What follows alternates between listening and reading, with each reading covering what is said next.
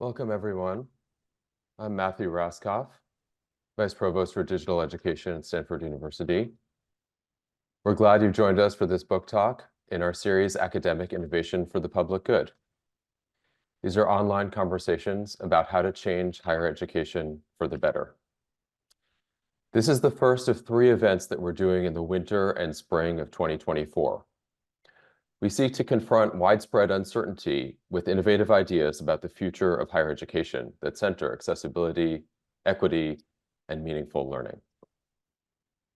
This series is co-organized by Stanford Digital Education, my team here, and Trinity College.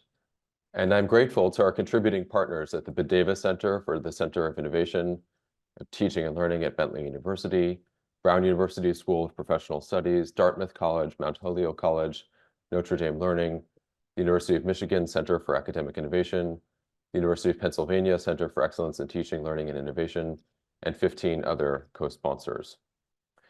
Each event features a prominent author in conversation with an expert colleague. And our goal with this series is to draw connections between the institutions of higher education and current events, charting practical and resilient paths forward towards a more resilient and inclusive future.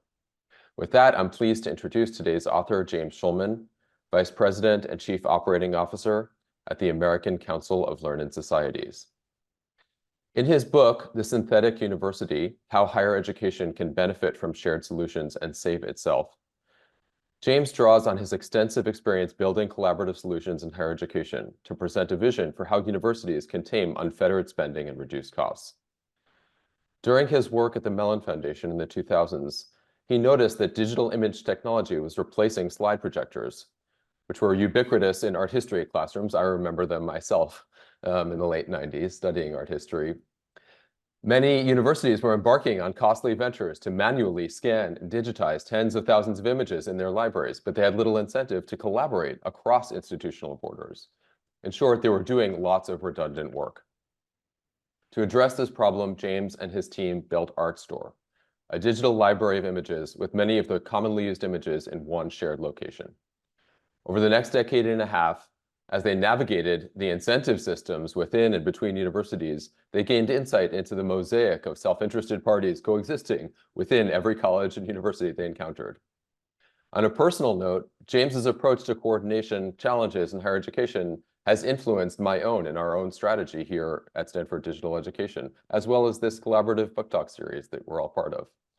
I myself spent 3 years working at Ithaca, which is the umbrella organization that includes JSTOR, Portico, and now ArtStore. And I had the good fortune to get to know James and his team and to work alongside them in my early days, making my way in the world of higher education, technology, and innovation. In the book, James shows how partnerships in the post-secondary sector that leverage economies of scale can create much needed efficiencies. And he explains how such an approach need not undermine colleges and universities' independence, that institutions can still distinguish themselves while working for the collective good of the community. Today, he's in conversation with my colleague, Mitchell Stevens, Professor of Education at Stanford. Thank you so much, James and Mitchell, for joining us today. We're so grateful to both of you for being part of this series. Before we begin our conversation, I just want to briefly lay out the format for the program. James and Mitchell would love to entertain your questions in the second half of the program. Please submit them using the Zoom Q&A feature at the bottom of your screen. We'll leave the Zoom chat room open and invite you to engage via chat with others in the audience. And we'll monitor the chat for instances of inappropriate or disruptive language. Auto-generated captions are enabled, and you'll see them by clicking the Show Captions button in your meeting toolbar. We'll provide edited captions when we make the recording available later. Mitchell, I am so pleased to turn it over to you with thanks again for being our moderator today. Very excited to hear from you and James. Thank you, Matthew, and thank you, James, for joining us in this digitally mediated world that you've helped us understand so much about. I wanted to start by encouraging you to tell us a little bit about your own academic career. My sense is that career has sort of shaped your angle of vision in this book, and maybe if you could start with your doctoral work in graduate school and narrate forward to today, that'd be great. Great. Well, thanks, Mitchell. Thanks, Matthew, and to the whole team for putting this together. It's great to have a network of people interested in these questions and working on things well worth working on to be in conversation with. So my graduate work was in Renaissance literature. I wrote a dissertation about really specific moments of how a hero made a decision in the Renaissance epic poem, and so it was literature, it was literary criticism, but as my colleague Harriet Zuckerman at Mellon used to say, it was the most social sciencey of humanities dissertations. And the part of it that really has carried through is by looking at specific moments of decisions. And when I started the dissertation, what I wanted to write about were like split-second decisions and the brilliance of split-second decisions. But there wasn't anything to unpack there. And what I found was I wrote about decisions that were thought through and were complicated, and the complicated times of the rise of the nation state and the changes that were taking place in the Renaissance. So my whole career, I've been really interested in how people, individual people on campuses, and that's really where my work is played out, make decisions in the context of missions, like the mission of their institution, and how they resolve what they're interested in and what they value, what they think is important with what the policy or the mission of the place is. And that's something we all do every day, and that's how places move forward. That's what we do, is individuals make decisions. Well, and I like the way some of those Renaissance heroes make little cameo appearances in the synthetic university as well. I want to just, give a line or two about, what I see as some of the kind of anchoring theoretical insights in the book. And as an organizational sociologist, there's a lot for me to recognize in the tools that you build. But one of the biggest insights that I get from that tradition generally is that it takes a lot of cooperation to compete. In order to compete in a systematic and an ongoing way, actors need to figure out what the rules of the game are, and those rules of the game need to be, monitored and enforced, so that collective action can happen. And when I teach that basic idea to my students, I give a couple of examples. One is scholarship in any field. Science or any kind of cumulative inquiry requires people to agree on, what the problems are, what increments of progress look like, what a viable piece of evidence is. Even while we compete with each other for scholarly prestige, we compete according to, established rules of the game. Another good example of that is the Common App, which we all know, selective admissions has only become more competitive, but that's a very, very highly structured competition. And one of the things you talk about in the synthetic university is this sort of this dance between cooperation and competition is part of what has propelled excellence in American higher education, which resonates with me certainly. But your motivation for the book seems to be that, that we've gotten ahead of ourselves on the competition side in ways that are sort of negatively consequential. And so I found myself in much of the book thinking, well, if there's always been this dance of cooperation and competition, like what is it that's changed in the last decade or so, or in recent years that motivates you to write a book with this strong polemic in it? So there are about 4 questions there. So I'll take them one at a time. I think, Mitchell, let me start by a wise person once reminded me that when you're talking about a book that you've recently written, that you have to remember that no one's read it. So, which is fine and fair. Sure. So I'll give you first give the audience and the interlocutors a sense of the main point of what I've written, and then come to your Common App and competition questions. So when I went to Mellon in the 90s, I worked with then President Bill Bowen on policy issues. And what was interesting about being at Mellon was everything in the DNA was about the sector. It wasn't about the good of individual institutions. It was about thinking across the sector. So when we worked on policy issues like race and college admissions or intercollegiate athletics, these were all, sector-wide issues that affected the lives of individual institutions. So after doing policy work, Matthew was very nice and said that I came up with the idea of recognition that everyone was digitizing their teaching slides. But the reality was every day the Mellon Foundation was getting an application. One day it was one college saying, will you give us $800,000 to digitize our teaching slides? And the next it was another university saying, will you give us $950,000 to digitize our teaching slides? And since we weren't brilliant people, but we were smart enough to know that if you gave $1 million to 1,000 different places, not only would you blow through $1 billion, but you'd have 1,000 isolated pools of the old digital slide library. And what was fascinating about this, I mean, it made sense to apply to Mellon. Mellon's interested in the humanities. Mellon had done JSTOR, started JSTOR, so it was, it was a good mix.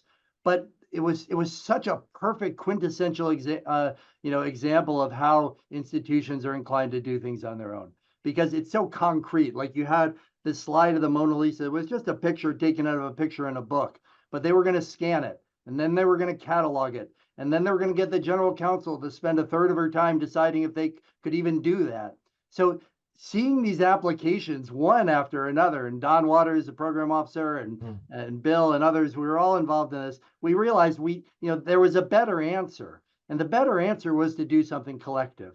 So the Common App impulse, or as I read about in the book, the National Student Clearinghouse, they're different examples of where a collective solution is so sort of irresistible that institutions sort of get the idea. Now, carrying that out, it might be a simple idea, but carrying it out is complicated, right? And that's to get to your question about competition. I mean, some things, so you asked, has it always been this way? And U.S. higher education is very unusually, as you know, fragmented. Thousands of institutions teaching the liberal arts, which is like nowhere else in the world. A lot of state funding, but many private institutions, large, small, diverse community college system, HBCUs, different, big country with a lot of different institutions. Built into that has always been a level of competition. And one of the things it just reminds me of is, in 1789, it wasn't clear at all that Delaware and Maryland weren't going to have their own currencies, right? I mean, we have a state system, we have a light federal touch, right? So we're used to competition, so it's always been there. But yes, I think it has grown more intense. And you talk about that in the book too. You make the comparison with currencies, and that the United States may well have had, a multitude of currencies depending on different legal jurisdictions. But let me ask then, so what's your provocation about how the scale has tipped in the direction of competition? What motivates this work at this moment in higher education history? So maybe I'll torture you a little bit, because you wrote that great article about entrepreneurship and the rise of Stanford and other institutions in the time of Sputnik, and that the 50s and 60s were a time of expansion. And as Luke Manan says in his book about disciplines, everything could be added in. English could take media studies, could take film studies, and grow and grow. And we're not in a time of growth anymore, right? So with declining state funding and the cost to families and students, becoming increasingly unsustainable, we're in an extended period of contraction, right? So in the time of contraction, the competition is going to get more intense, right? I mean, and we compete for everything. Yeah.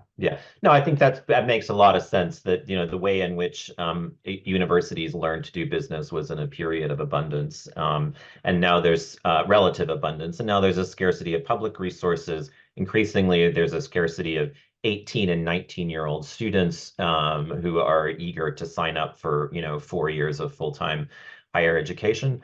And then another, I think, is that the rise of spectacular wealth in the philanthropic sector, encourages universities, to go after, individual patrons in ways that, are nationally and internationally.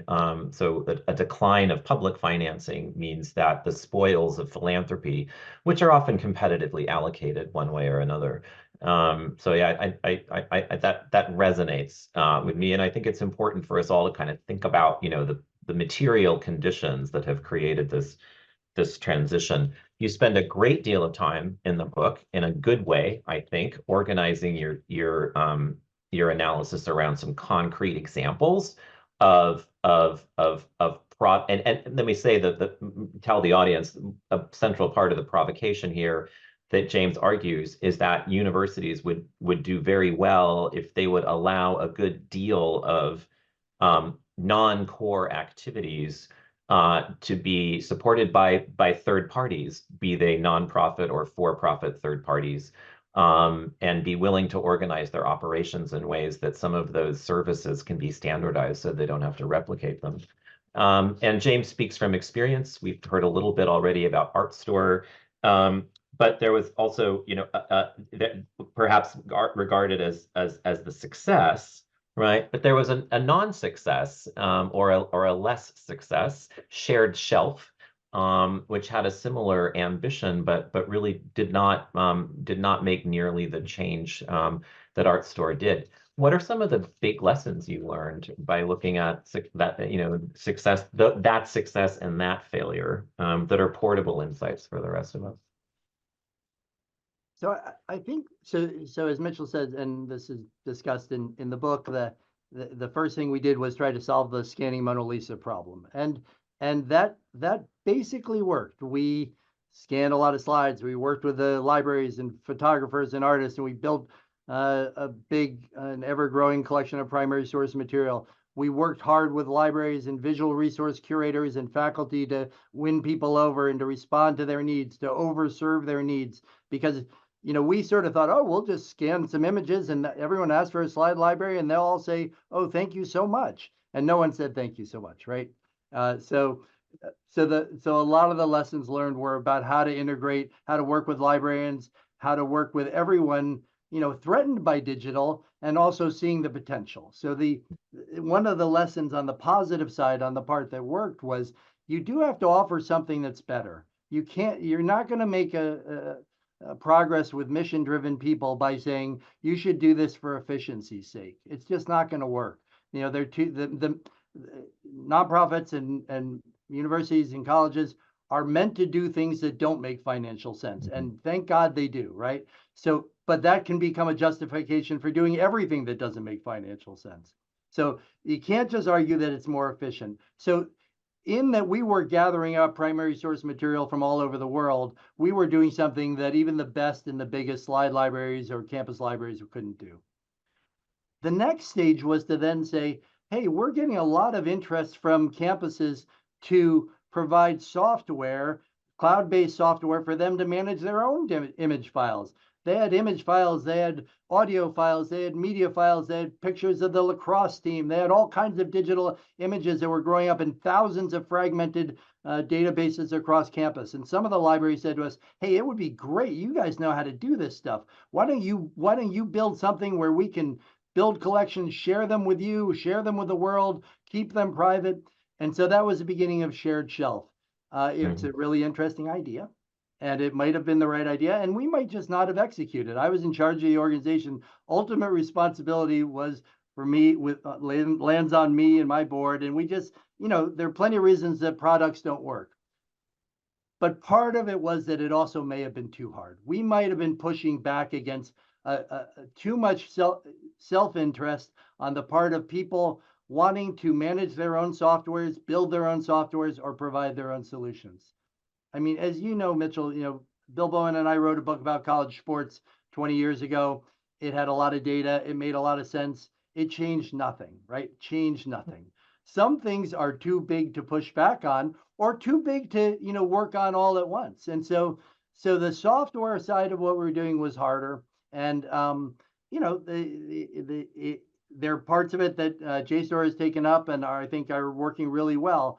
But trying to Just assuming that everybody will welcome an idea because it makes sense is not a good place to start. So, I'm gonna, for the next couple of questions, I'm gonna put on my Silicon Valley hat. I've lived out here long enough to have absorbed, some of the objects and terms of thinking here. And I might be a little bit hyperbolic, but just for purposes of provocation. The book talks a lot about mission, right? And how important a sense of mission is in higher education. But part of me says, well, I mean, why do colleges and universities get the luxury of this thing called mission? Why can't we just bottom line to, does it work? Does it work well? How much does it cost? And is it cost efficient? Why is that an inadequate basis for making decisions in this sector? Well, I have a love-hate relationship with the idea of mission. So let me just confess that up front. So I have been working in mission-driven institutions my whole career. I use the phrase mission-driven, and yet at the same time, the definition of mission is so inevitably vague and fuzzy that it's a big part of our problem. And what I mean by that is, Stanford's mission or University of Iowa's mission, anybody's mission is basically the same: to provide leadership in all walks of life, to create new knowledge, and to serve communities. It's big and broad. What happens then is that everybody in the institution, faculty, staff, administrators, get to define that mission however they want, right? And they do so in two ways that are really fundamentally important. So one is they're always working on a symbolic plane, right? They're working about, this is why I do this, right? This is my version of that mission that does something bigger than today, bigger than the forces of the market, and that really is going to make the world a better place. I'm defining my own symbolic mission. The other thing they're doing, though, is they're living a material life. They're living a life where they want to get paid, which is perfectly reasonable. They want to get paid more. They might want to grow. They might want more power. They might want to move up to a bigger institution or a better post somewhere. We're not so good at talking about that. So when you have a faculty member or a librarian or a lacrosse coach or a swimming coach or a director of admissions who's making decisions, that person is making a decision based on symbolic definition of that vague mission. Here's what I think the most important thing we do is, and also on some level on his or her own material interests. Like, do I look good in doing this? And so we leave that all in a very fuzzy terrain, and we just say that we're mission driven. And sometimes the loudest voices or the most forceful people get what they want, and de facto define what the mission of the place is. Yeah. And I just want to applaud and thank the people who are contributing to a parallel discourse in the chat. I'm only glancing at it occasionally, but it's really nice to see these ideas having an expansive place elsewhere too. So I'm hearing two things in what you just said, James. One is that if we live in a universe or an organization where mission is a legitimate thing to talk about, then it can be, shall we say, strategically used, or dare I say, weaponized, to come up with some fancy ways of saying yes and no that might not be available in other organizations, because where, say, the bottom line or efficiency is the primary criterion. Is that a reasonable summary of what you said? And I think what's interesting, because a lot of people in the academic world fall into, good versus evil, for-profits, nonprofits. Certainly there are mission-driven for-profits, right? And there are institutions that use the idea, a guiding idea, as a way of driving behavior. Now, there is a bottom line, and in higher education and nonprofits, the bottom line is not what's driving things.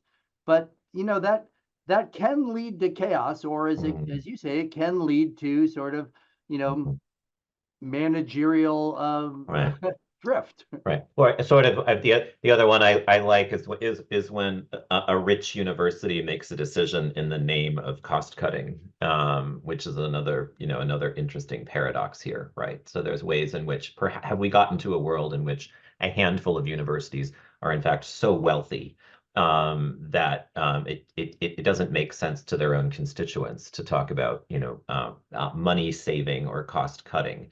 I'll just leave that there. I don't expect you to address that.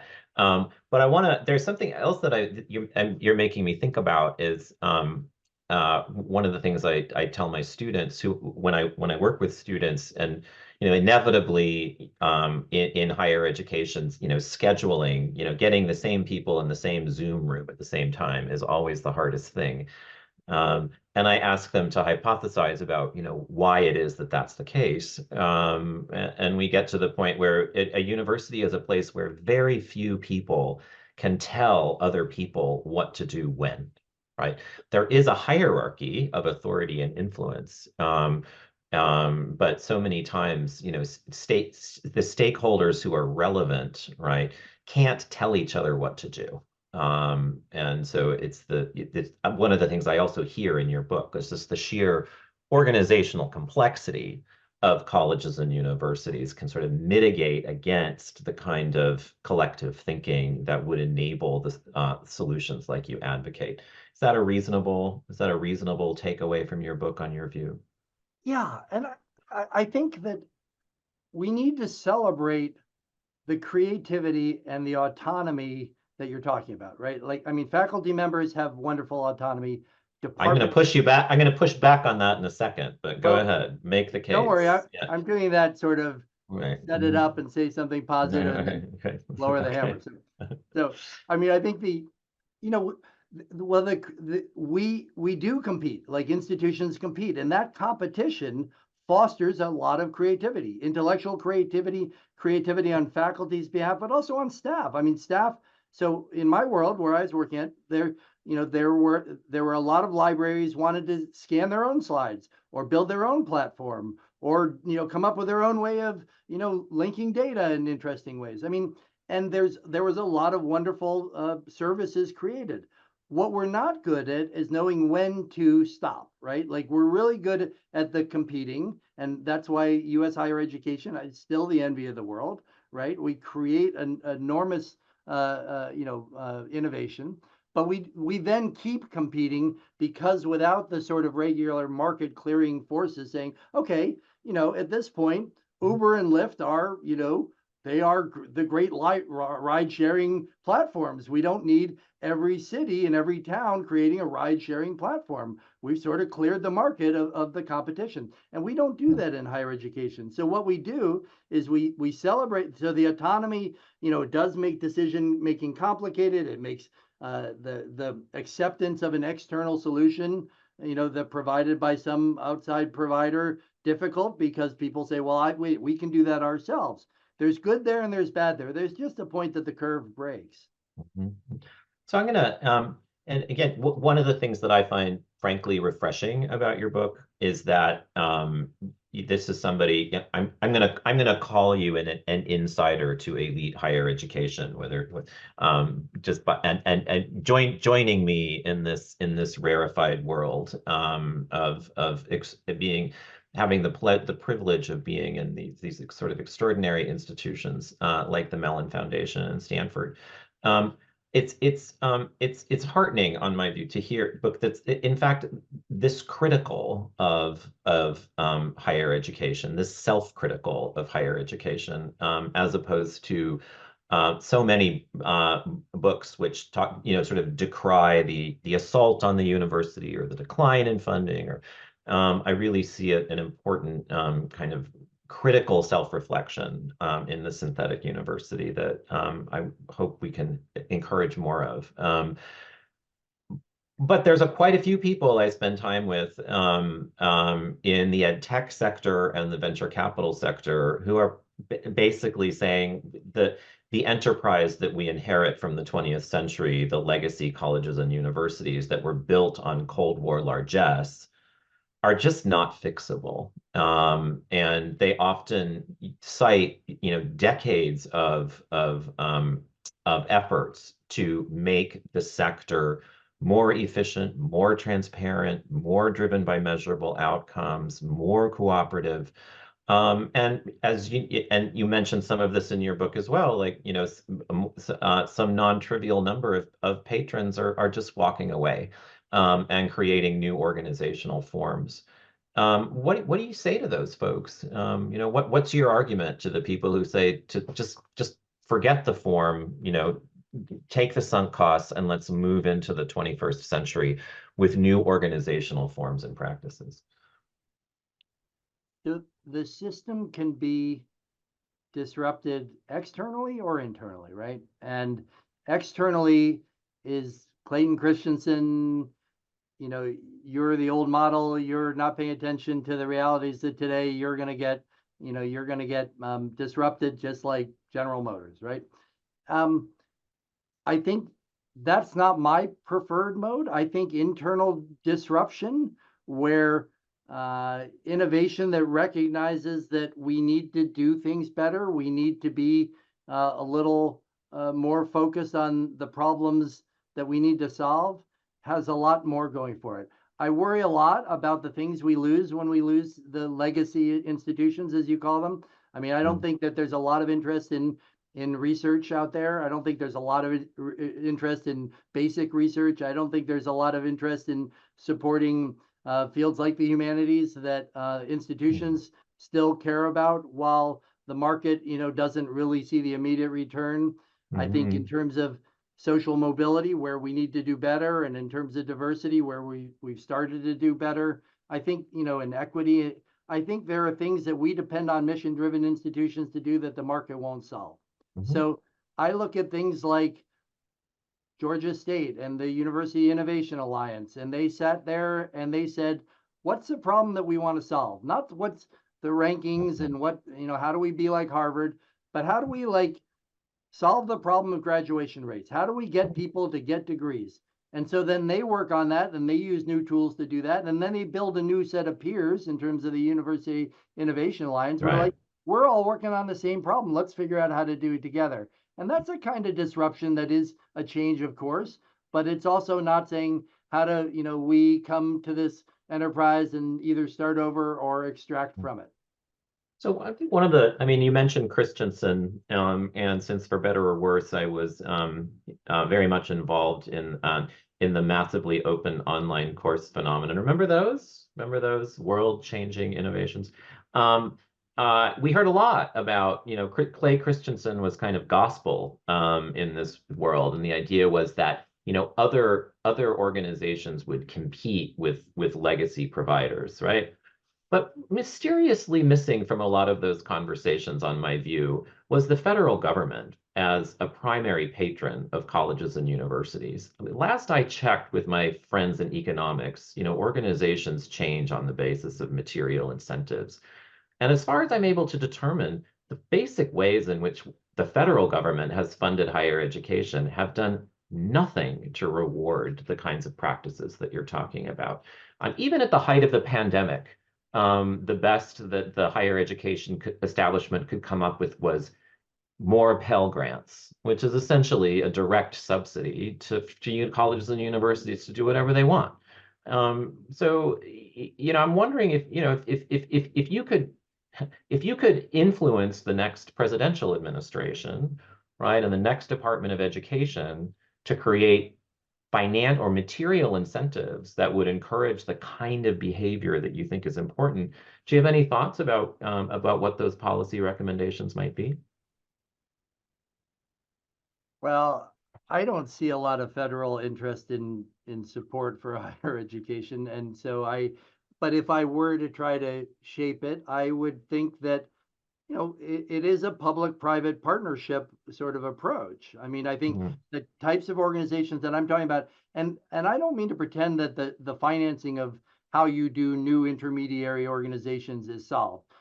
Philanthropy is very good at starting things, not very good at growth equity, right? Not very good at all, right? So their reward system And their Mhm. prestige system in philanthropy is not based on like, how do we build a few things and sustain them for the long run and keep them going and growing and expanding. It's based on starting new cool things and being risk, society's risk capital. So I think there are, the impact investing world, which has a lot of resource and is still wild westy. And how is it figured out? Not figured out, not evaluated. Mhm. Lots of work to do there, and lots of ratings agencies needed. Yeah. But bringing capital into enterprises that can force this kind of collective action is what we need. Now, whether that's government capital or whether that's private capital, I think that we, clearly, if we're going to try to solve collective problems, I only have two strong feelings. One is that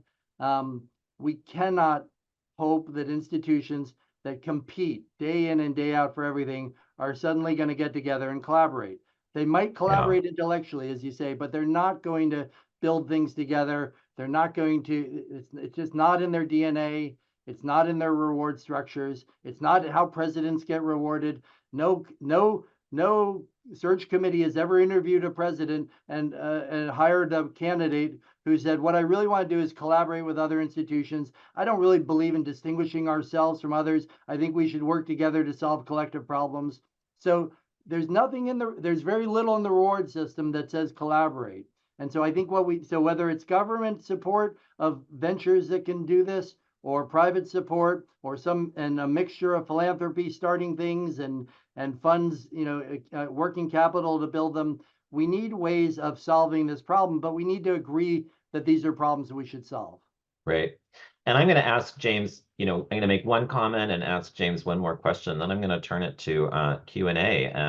And so please, some folks have started questions in the Q&A channel, which is different than the webinar chat. So please fire away, and we'll open this up. But it does seem to me, one of the things that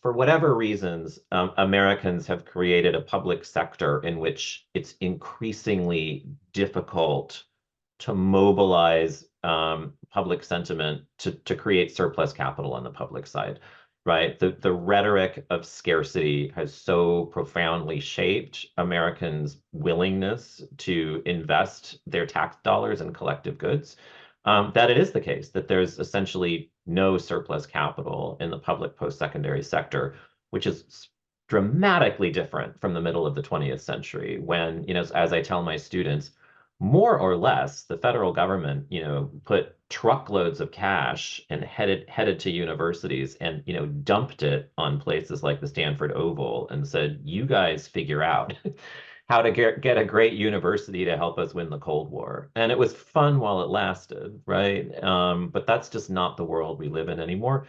Now, virtually all of the surplus capital is in either philanthropy or extraordinarily wealthy individuals and their private charities, and that's where most of the action is happening. And one of the things that I think might, to the credit of your book, I think that's where the new stuff's going to come from.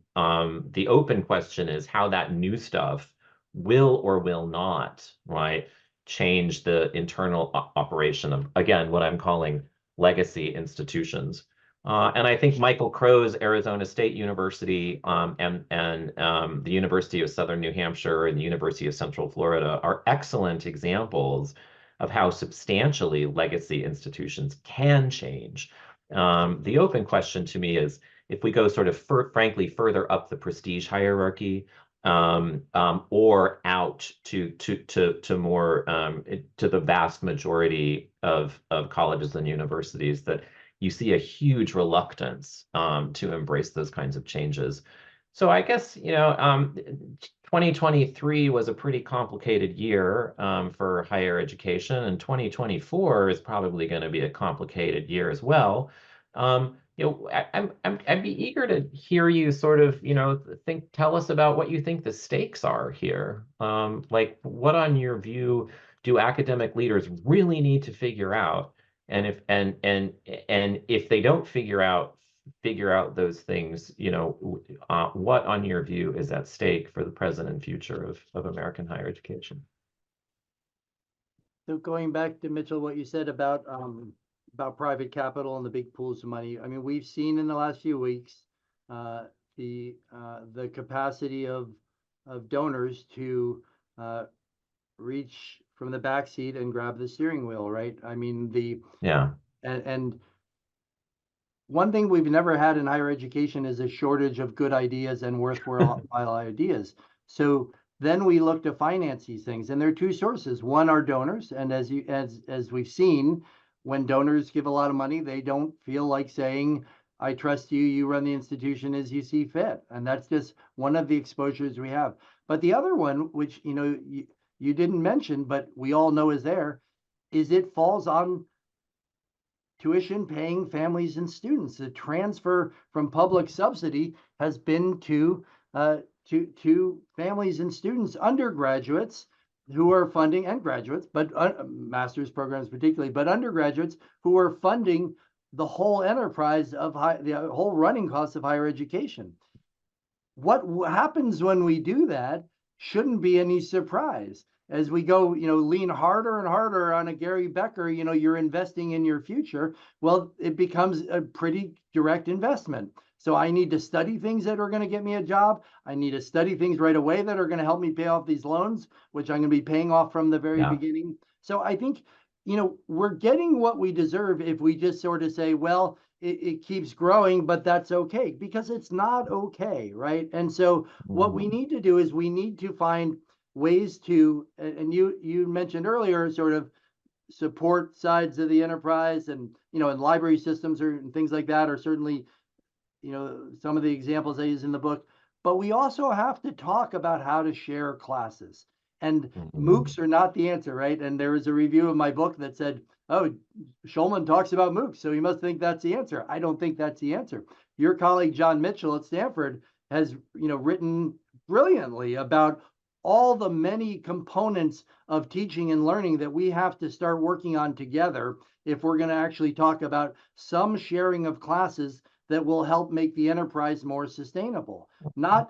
This is not MOOCs, right? This is not just like, let's start all over and send people just into a factory of online education. But there are ways of working on, at the craft of teaching that we could share that would be helpful. And I don't have all the answers, and we collectively have to build the answers, but we have to recognize that we can't just keep going like this, because project it out 50 years, and what's tuition going to be?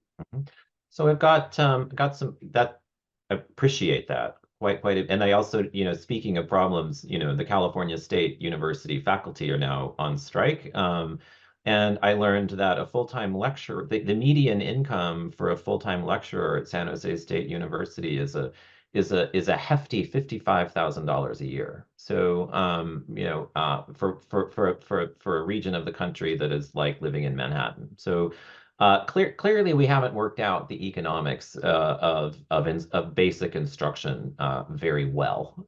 There's a lot to consider. There are a couple of questions in the chat in the Q&A about consortia. What role do you see for this legacy of consortia in higher education? And one person, Joanna Jebsen, asks that, and also Richard Navarro says, talks specifically about consortiums within the Big Ten, such as CIC and U.S.A. There are also international consortia, such as CONAHEC, linking Mexico, Canada, and the U.S. So maybe just a little bit about the organizational forms and what role they might play in what you're asking for, advocating. Yeah, it's a great topic because we can't do anything by ourselves. Like, individual institutions can foster change and can experiment and obviously do internal change work of many kinds. But when it comes to the norms of how we shift things in the enterprise, we need to have consortial relationships and associations that save institutions from doing things on their own. And the other CIC, not the Big Ten Alliance, but the CIC, the Council of Independent Colleges, with 700 liberal arts colleges, work together on course sharing in very modest and thoughtful and supportive ways of the member institutions. And I think we need those collaborative sort of trans-institutional networks in order to A, move forward together, B, move forward collaboratively, and align norms in ways that that allow the members, by the institutions or individuals, to feel like they're part, that in fulfilling their mission, they're doing so collaboratively and doing so in the ways that fulfill the goals of the entire enterprise and not just their local departmental goals. Lisa Anderson asks the following question. I'm just going to read it. Given that our interpretation of our institutional missions are necessarily, to some degree at least, self-interested, how do we ensure that we continue to serve in a way that is congruent with our institutional values?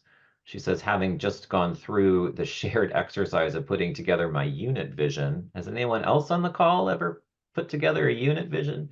Where no small number of senior administrators push to have their own interests represented. How do we stay innovative in the space when the middle ground is often the same version of some version of the status quo? Yeah, it's really it's sort of continual negotiation to carry out change, right? Like one needs support from above, one needs bottom up support. I mean, my experience with this goes back to Art Store, uh, where I didn't ever meet anyone who said, "Oh yes, it makes perfect sense for 3,000 institutions to scan their own slide of the Mona Lisa." No one ever said that. But no one also ever said, "I want someone else's image of the Mona Lisa." Until you got a good enough image of the Mona Lisa that they said, "Okay, I'll take that, but I also need you to do this." So I think so the resolution of how an individual version of a mission is uh, moves forward is that one has to recognize and respect that mission. One has to sort of co-author with that person a new mission. And the literary term I always refer to about this is mythopoesis. And mythopoesis means to create a new myth out of fragments of an old myth. And it's a big, long, fancy word, but we all know that storytelling is essential, right? Storytelling is how you sell an idea. It's how you teach. It's how you sell a product. Storytelling is everywhere in the world, right? But mythopoesis sort of says, okay, this person believes in something different deeply. This art historian or this scholar or this librarian or this staff member is driven by some vision and has probably written a vision statement of what their role in the enterprise should be. And you can't just come in and say, "Here, buy this product," or you're just trying to override their mission. What you need to do is be able to sort of say, "I recognize your mission. I can reconcile what you need, both symbolically and materially, with what we do." And if you can't do that, you're not going to get anywhere. But if you can do that, you can move things forward. All right. So you brought up your mythopoesis, not me. So I'm going to challenge you on it. I love that came in. Let's do. I'm going to challenge you to do a little mythopoesis here. You are a candidate to be the next president of Harvard University. And one of the questions that you get from the Board of Overseers is that Harvard is accused of of doing too little for the public good with or maybe you're a candidate for president at Stanford. Let's because that job's open too. And someone on the trustee board is saying, Stanford is accused of doing too little with too much of its resources. And we have always responded that one, we make 100% of financial need to every undergraduate who applies, and two, we produce things of immense value to the American people and to the world at large. But somehow that myth isn't working anymore. How do we work on that myth, right? What story do we tell that is both congruent with that past, but recognizes the kind of present that you're telling us about in the book? So I read today how the price fixing case among a set of institutions was resolved, with the institutions basically admitting guilt and paying out millions of dollars. I don't know if Stanford was in that, but a lot of other elite institutions I don't were. know that. And it had a lot to do, the case revolves around whether need blind institutions who were now able to share information because they were need blind actually were completely need blind when they were going to the wait list and things like that.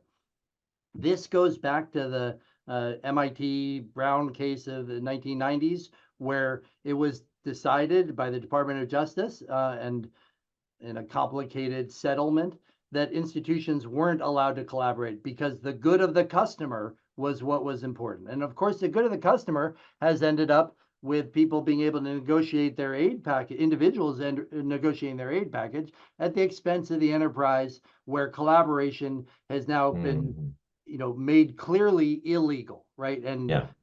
Collaboration among mission-driven enterprises that are tax benefited for the public good. So you're absolutely right. To get a new myth of how institutions could think and work towards the public good means a lot of redefinition. It means redefinition around some of those government policies. It certainly means redefinition around trustees. If the law of the land and if the coin of the realm is going to be distinction for that institution and advancement in the rankings, which we all know is paramount to institutions and how they see, how trustees see, how administrators see themselves as fulfilling their mission, we're going to be in a lot of trouble, right? And the only way to force change are making irresistible changes from the outside that make sense and can pick away at the inefficiencies and the unbridled autonomy at all cost kind of system. But until then, no, I mean, no president of Harvard or any other institution, any point in the range is going to succeed. Well, not any point in the range, because there certainly are institutions that are sitting here saying they recognize they can't win this battle for prestige. And what they need to do is serve their students, serve their mission, serve their communities, and serve the country. And to do that, they're not going to be able to, just, enter arms races without end. On this question of mission, I think we have been very much focused on, shall we say, the peculiar culture and political economy of higher education in the United States.